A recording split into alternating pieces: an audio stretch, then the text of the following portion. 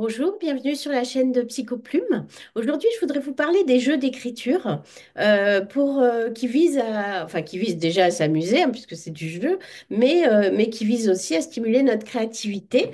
C'est des jeux qui peuvent être utilisés, bien sûr, dans les ateliers d'écriture créative pour commencer à faire connaissance avec quelque chose d'assez ludique, et puis aussi pour explorer notre imaginaire, voilà, d'une façon un peu différente. Et puis, ça peut être bien sûr utilisé soit seul aussi pour explorer un peu voilà, ce qui ressort quand on passe par le jeu pour écrire, ou alors de façon collective avec des jeux qui sont un peu plus collectifs, ou alors on peut se montrer aussi nos textes ensemble. Donc je vais vous présenter un peu quelques jeux d'écriture hein, que vous pouvez utiliser en atelier d'écriture si vous en animez que vous pouvez utiliser entre amis ou que vous pouvez utiliser seul pour stimuler votre créativité. Voilà, donc je vais vous proposer un peu de parler des apports de ça, mais aussi, surtout, je vais vous proposer des jeux d'écriture que vous pouvez mettre en pratique. Bien sûr, les jeux d'écriture permettent de dépasser cette fameuse angoisse de la page blanche, puisque on a une contrainte, entre guillemets, hein. Souvent, en atelier d'écriture, on parle des consignes d'écriture comme étant une contrainte qui va permettre d'être un déclencheur d'écriture. Effectivement, c'est une contrainte parce que c'est une consigne. On vous dit ce qu'il faut écrire. On déclenche un texte par un énoncé. Hein. Donc, on peut dire aussi proposition d'écriture ou un prompt. Ouais, ça, c'est plus informatique, et on l'utilise avec les AI, mais sinon, c'est plutôt une consigne d'écriture ou une proposition d'écriture. C'est une contrainte qui va déclencher de l'écriture. Les jeux d'écriture vont proposer aussi une forme de contrainte, mais amusante, ludique, qui vont vous permettre de ne pas être devant une page blanche. Bien sûr, ces consignes d'écriture visent à stimuler votre imagination. Hein. Donc, sur ces consignes comme ça, très ludiques, hein, dont je vais vous parler après, vraiment, l'idée, c'est ça. Je crée un petit choc, une surprise, je décale quelque chose, et c'est pour ça que ça a été pas mal utilisé aussi par les surréalistes. Je me décale de ce qui est attendu en général, et je stimule comme ça mon imagination. Et bien sûr, ça permet de jouer, puisque ce sont des jeux, de jouer avec les mots. Hein. C'est vraiment ça l'idée, c'est vraiment de jouer avec les mots. Donc, je vais vous donner un certain nombre de jeux comme ça. Après, il y en a plein d'autres. Vous pouvez en trouver sur Internet ou vous penchez un peu sur ce que les surréalistes ont proposé, puisqu'ils ont proposé beaucoup de choses pour s'amuser comme ça avec les mots. D'abord, je vais vous parler d'un jeu très connu qui est le cadavre exquis, qui se joue à plusieurs. Donc, vous écrivez une phrase, vous pliez votre page de façon à ce que la personne suivante voit un mot ou plusieurs mots et continue en écrivant sa propre phrase, plie la feuille, le suivant voit pareil, un ou plusieurs mots. Et écrit sa phrase, et voilà. Et après, vous lisez l'histoire que ça a produit. C'est toujours assez drôle. Et ça permet, voilà, d'être ensemble et de s'amuser avec ça. Sinon, vous pouvez écrire une histoire à partir d'une phrase imposée. Par exemple, j'en prends une au hasard, le sapin n'avait pas envie d'être décoré cette année.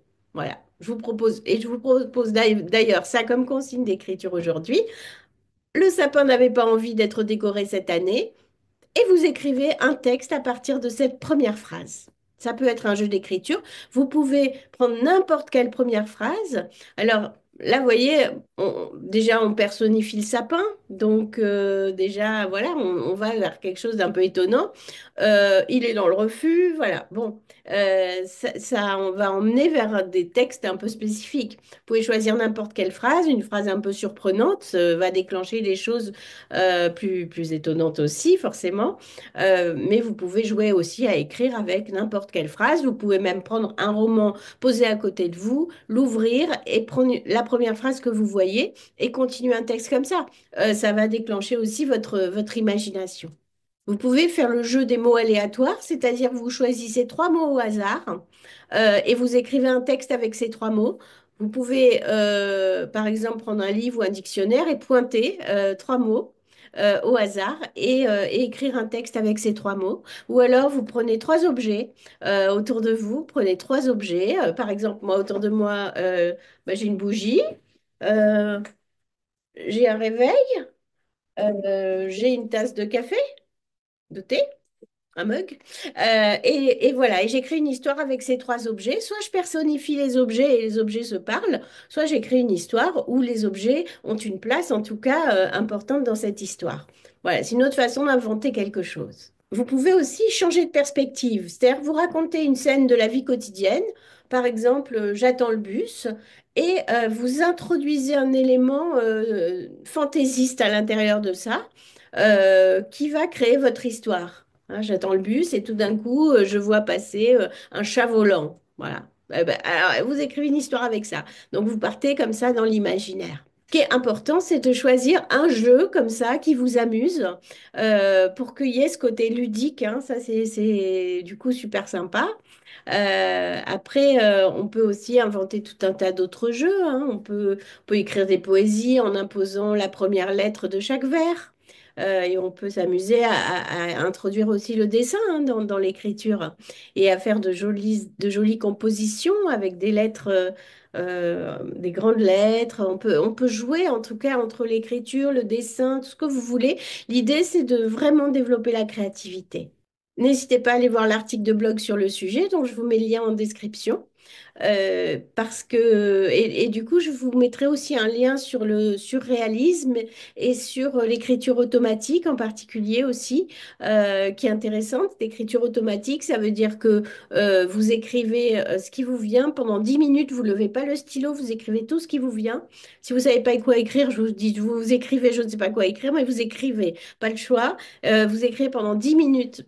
Sans vous couper et ensuite vous voyez ce qui est sorti. Ça permet de se connecter un peu plus à son inconscient, donc c'est assez intéressant aussi, puis ça peut être un jeu aussi.